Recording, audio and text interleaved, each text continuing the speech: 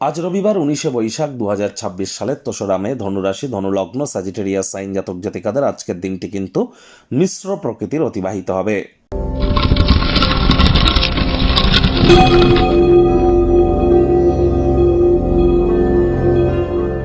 ভিডিওটির শুরুতে স্ক্রিনে আপনারা দেখতে পাচ্ছেন সূর্যদেবের প্রণাম মন্ত্র। ওম জবা কুসুম শঙ্কাশং কাশ্যপেয়ং মহাদুতিম ধান্তারিং সর্বপাপঘ্নং প্রণতস্মি দিবাকরম। সকাল সকাল ঘুম থেকে উঠে সূর্যদেবকে প্রণাম করে 7বার এই মন্ত্রটি জপ করে আপনারা দিন শুরু করুন।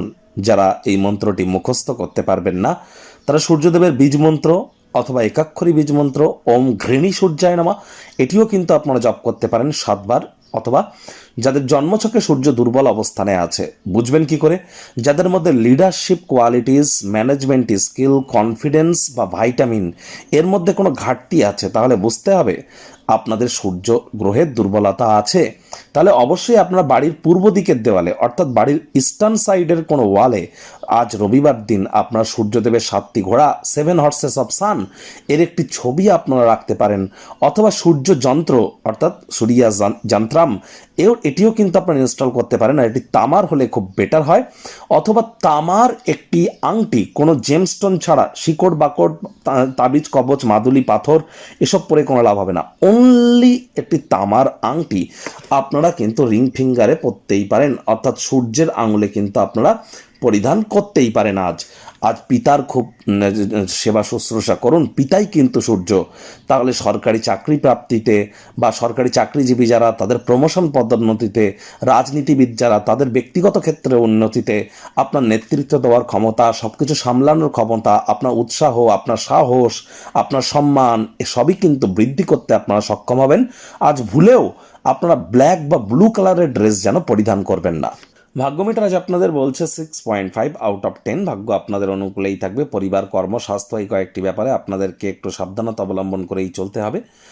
আপনার বিভিন্ন চাওয়া পাওয়া, উচ্চ আশা ভয়ের দ্বারা প্রভাবিত হতে পারে। কথায় আছে, cowards die many times before their death. ভীরুরা মরার আগে বারবার মরে।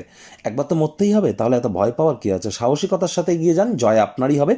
আর অর্থগত ব্যাপারে আয় ইনকাম বাড়বে। নতুন উদ্যোগ, পরিকল্পনা, নির্মাণ কার্যের শুরুয়াতও করা যেতেই পারে, তবে সঠিক উপদেশ কিন্তু অত্যন্ত গুরুত্বপূর্ণ।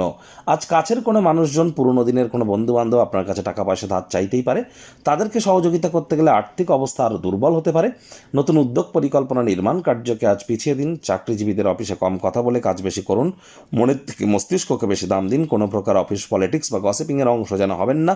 বসের কিন্তু কুনজরে আপনারা পড়ে যেতে পারেন। রাজনীতিবিদ যারা আছেন, জনসংযোগ বৃদ্ধি করুন। হার্ডওয়ার্ক, কঠোর কায়িক পরিশ্রমের কোনো বিকল্প কিন্তু নেই। কোনো স্থানে ভ্রমণ যদি করেন, সেই ভ্রমণ লাভদায়ক হলেও খরচ সাপেক্ষ কিন্তু হতে চলেছে।